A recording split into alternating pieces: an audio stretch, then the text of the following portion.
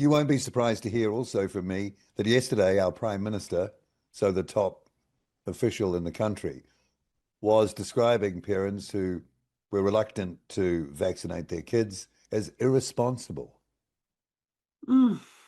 Paul, I can't tell you I haven't heard it before. I have. I I've know, been I hearing this know. for 25 years.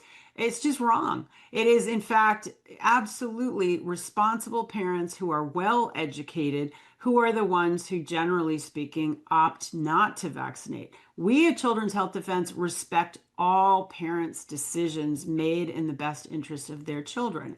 And so, if you've looked at the science, if you've looked at the product insert, if you understand what the story is, and you choose to vaccinate, go for it. What we want to ensure is that there's transparent science, that parents get adequate information. Right now, they're being gaslit. The information around injuries from vaccines is suppressed. The information that the clinical trials are inadequate with no controls is suppressed.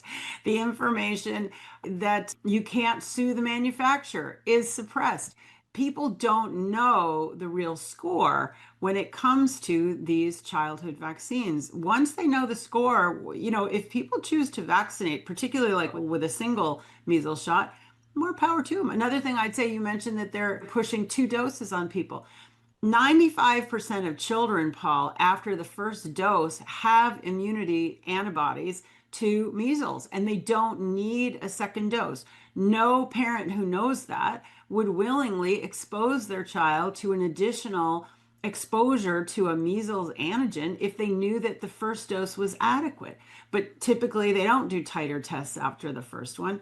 And then the vaccines are not always effective. There's something that they call primary failure and secondary failure. Primary is that you just don't mount immunity, you don't get antibodies, you probably, you may not be immune. The second one is the shot just wears off. Vaccines don't give lifelong immunity, as almost invariably natural immunity does.